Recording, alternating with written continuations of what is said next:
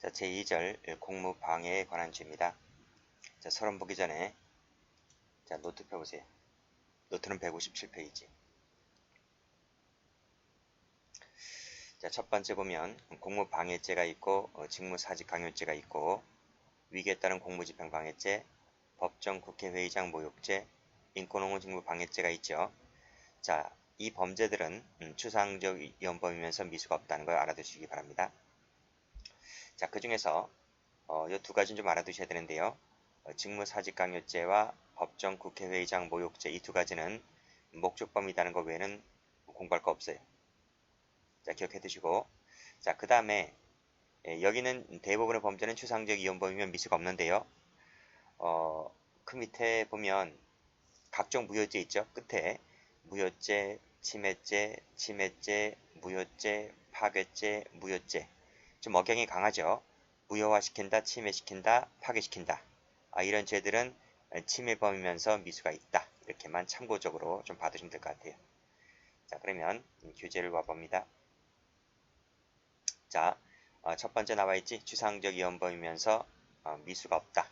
보통 국가적 범죄들은 국가적 법에 관한 죄들은 추상적 위헌범이며 미수가 없는 것이 거의 대부분입니다. 물론 예외가 밑에 2번이 있긴 하지만 자, 1번, 2번 중에서 1번만 체크하시고요.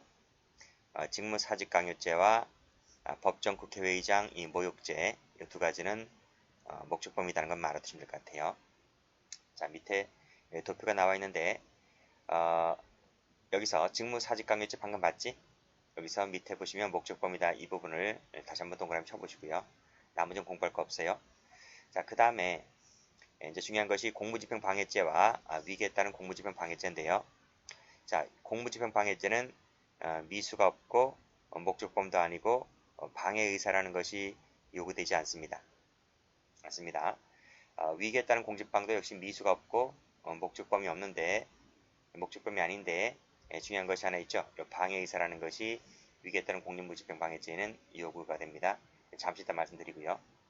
자, 밑에 공무집행방해죄를 갑니다.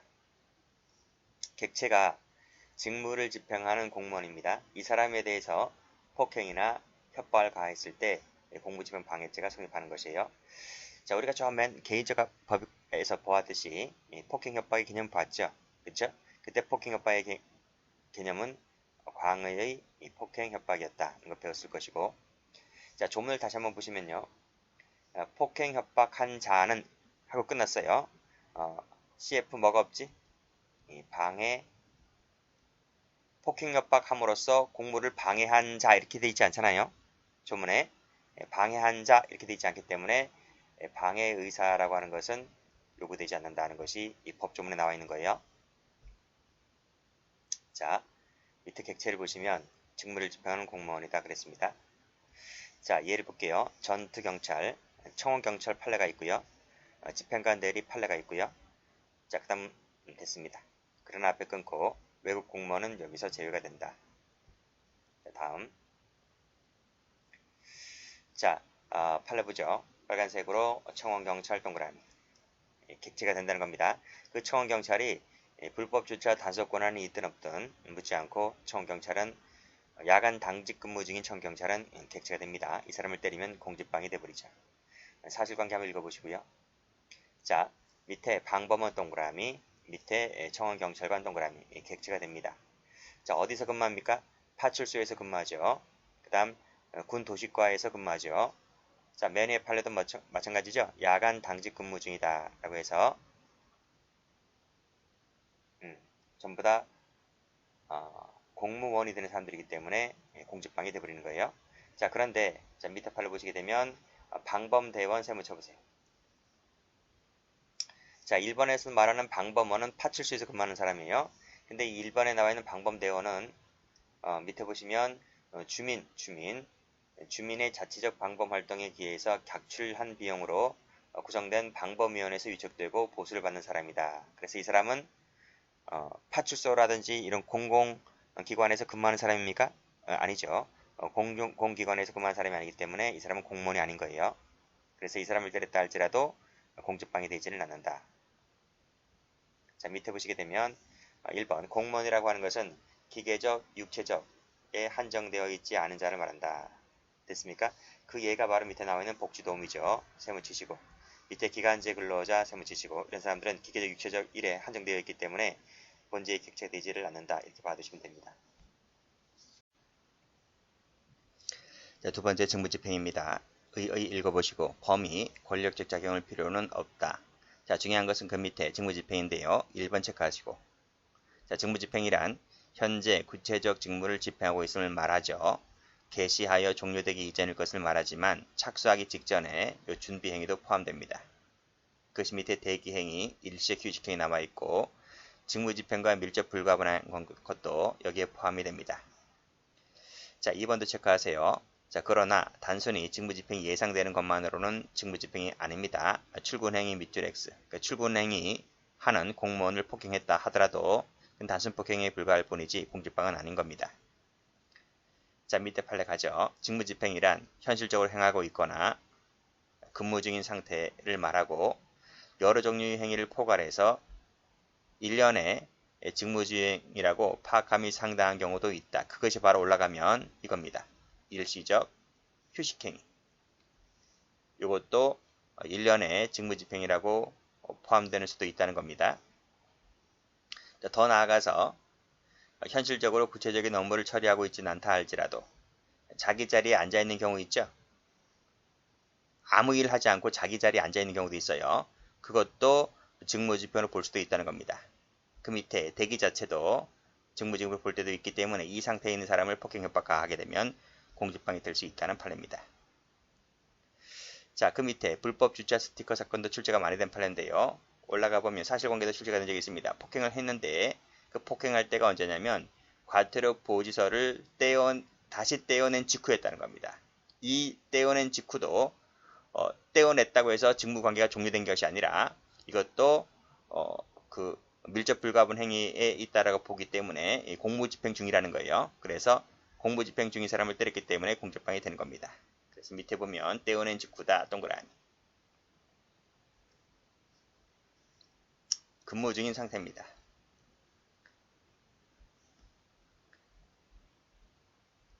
자, 다음 OX 판례 가보죠. 자, 여기서 회사의 노사분규 동향을 파악하거나 파악하기 위해서 대기 나오죠. 대기. 준비 중. 이것도 공무집행 중이라고 보는 겁니다. 폭행했기 때문에 공직방이 되는 것이고요. 자, 2번은 최신 판례인데 사실관계 쭉 읽어보세요. 쭉 읽어보시고 자, 마지막 줄 보시게 되면 소란을 피우는 민원인을 제지하거나 제지 밖으로 데리고 나갔다는 얘기잖아요.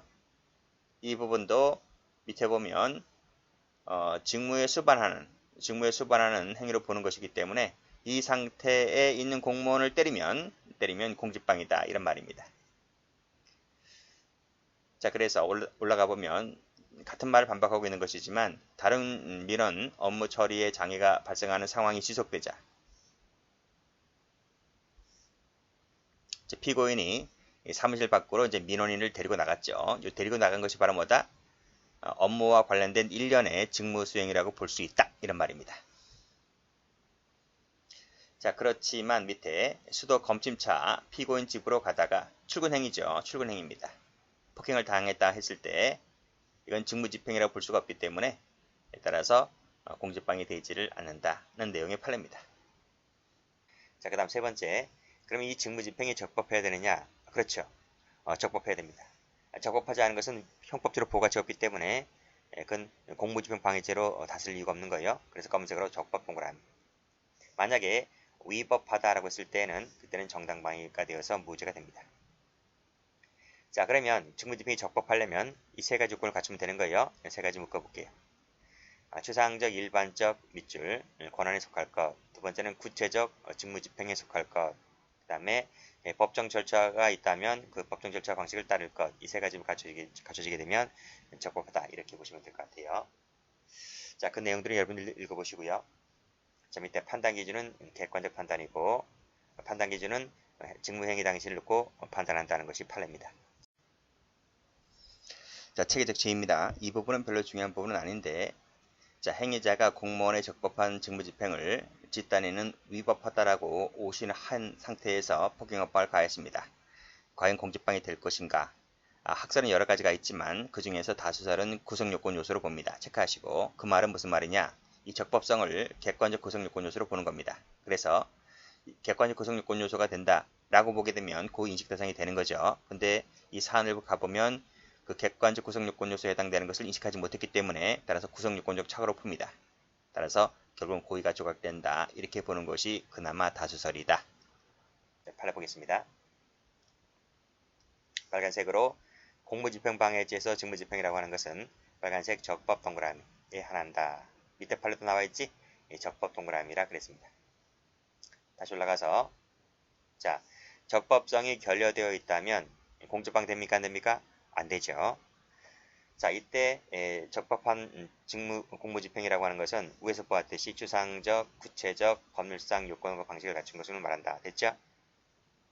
그래서 여기까지 끊고 그 다음은 읽어보시면 돼요. 자, 밑에도 마찬가지입니다. 추상적, 구체적, 중요 방식을 갖춘 것이면 된다. 그쵸? 일단 끊고 그리고 공무집행이 적법한지 여부는 빨간색으로 행위 당시를 놓고 따지는 것이고 객관적 합리적이다 동그라미 치시고 됐죠? 행위 당시를 놓고 따지는 것이기 때문에 사후적 미치고시고 X 사후적 판단이 아니다 이렇게 봐두시면 될 것 같아요. 이 판례 중요하기 때문에 이 판례 별표 한번 적봅니다. 물론 위에 거 다 중요합니다. 다 중요한 것이다. 자, 다음 페이지 갑니다. 이 판례가 제일 중요하죠. 이 판례 별표 쳐보시고 자, 판결유지 1번 보시면 현행법 요건을 갖추지 못했대요. 갖추지 못했음에도 불구하고 실력 세모, 그 다음에 밑에 불법 세모. 그러니까 정당한 적법한 공무집행이 아니죠. 적법한 공무집행을 할 수 없다. 그래서 이 적법한 공무집행을 하지 아니한 경찰관을 때렸다고 했을 때 이것은 뭐가 된다? 정당방위가 되어서 무죄다 이런 말이 됐죠? 자, 갑니다. 갑은 1시 45분경 마포구 소재 빌라 주차장에서 술에 취한 상태에서 전화를 걸다가 인근 지역을 순찰하던 경찰관으로부터 불신검문을 받게 되자 자신의 운전면허증 교부하였다 그랬습니다. 자, 운전면허증을 주었다는 거예요.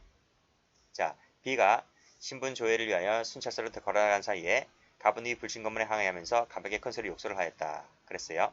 자, 이때 경찰관이 모욕죄의 현행범으로 체포하겠다고 고지한 후에 어깨를 붙잡았고 강하게 반항하면서 경찰관 A를 상해를 가하였다. 갑의 책임이 뭘까요? 하는 거예요. 공무집행 방해죄가 되겠습니까? 안 되겠습니까? 자, 지금 경찰관이 뭐라 그랬습니까? 모욕죄의 현행범으로 체포하겠다. 과연 이 사람이 모욕죄 현행범 맞습니까? 응? 자, 지금 이 피고인은 경찰관에게 자신의 운전면허증을 교부했다고 했잖아요. 운전면허증을 주었기 때문에 이 자체가 현행범의 요건이 돼야 안 돼요. 형사법이 현행범 요건이 안 되잖아요. 그렇죠? 그래서 경찰관이 이 피고인 갑에게 모욕죄 현행범을 체포하겠다고 말한 것은 이것은 적법한 공무집행이 아니다. 이런 말이에요. 그래서 이 피고인이 경찰관을 때렸다고 해서 이것은 뭐가 된다? 정당방위다. 이런 말입니다. 자, 판결유지 볼게요. 판결유지 2번이 출제가 아주 잘 됩니다. 자, 불신검문을 받아 운전면허증을 주었다. 라고 했어요. 했을 때 위에서 말씀드렸지? 이 현행범 요건이 갖추지 못해졌다고요. 그랬을 때 모욕죄 현행범으로 체포하겠다. 현행범 세모 치시고 이것은 뭐다? 이것은 적법한 공무집행이 아니다. 적법 X. 그쵸? 여기 나와 있네요. 밑에 적법한 공무집행이라고 볼 수는 없는 것이다. 그 과정에서 상해를 가한 것은 정당방위다는 판례입니다. 자, 밑에 자, 현행범의 요건을 갖추고 있지 않은 상황 속에서 강제로 연행하였다 했을 때 강제로 세무치시고 적법합니까? 적법한 공무집행이 아니죠. 따라서 정당방위가 되지 공무집행 방해죄가 되지 않고 정당방위가 됩니다. 자, 다음 페이지 보시게 되면 역시 마찬가지로 현행범으로 체포한다는 사실조차 고지하지 아니한 채 실력세모 이것도 정당한 공무집행이 아니죠. 자, 이 판례 한번 볼까요? 교통경찰관들은 갑의 신호위반을 이유로 차량을 정지한 후에 갑에게 신호위반 사실을 고지하고 운전면허증 제시를 요구했는데 갑이 신호를 위반을 하지 아니하였다면서 범칙금 납부 통지서를 받지 않겠다고 직결 심판을 받도록 해달라고 요구하였다. 그런데 을은 갑의 요구를 무시했다는 거예요. 무시한 채 재차 운전면허증 제시를 요구하였고 자, 이 부분이 경찰관이 행하는 이 부분이 적법한 공무집행입니까? 응? 그렇지 않다는 거죠. 밑에 보시게 되면 자, 도로교통법 제120조에 나와 있는 거예요.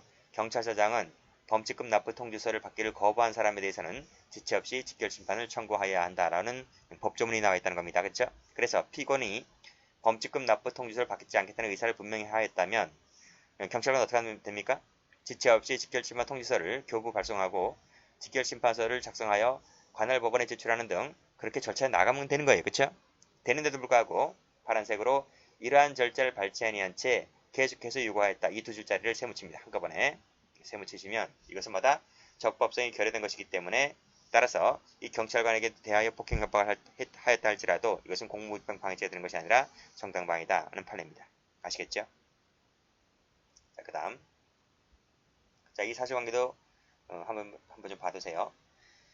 자, 경찰관이 승용차에 가족을 태우고 가던 술을 마시지 않은 운전자에게 음주 여부를 확인하기 위하여, 자, 음주 여부를 확인하기 위하여 두 번 입김을 불게 하였는데 잘 알 수가 없어서 다시 한번 보다 정확한 음주 측정을 받기를 요구했다. 그럼 총 몇 번이지? 세 번이지, 세 번.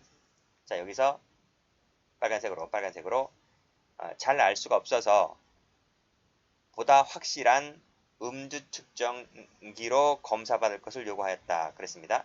자, 여기서 이 부분을 동그라미 쳐볼게요. 이 동그라미 친 부분은 적법한 겁니까? 그렇죠. 적법하다고 본 거예요. 적법하게 두었기 때문에 따라서 이 경찰관을 때리는 것은 공무집행 방해죄가 된다라고 봤죠. 그러니까 알 수 있을 때까지 한 번 하든 두 번 하든 세 번 하든 네 번 하든 그것은 이 경찰 공무원의 재량 사항이다 라고 본 겁니다. 재량권의 일탈을 하지 않았다 라고 보는 것이기 때문에 이 경찰관을 때리는 것은 공무집행 방해죄가 된다는 판례입니다. 이 판례 출제가 잘 되기 때문에 별점 쳐두시고요.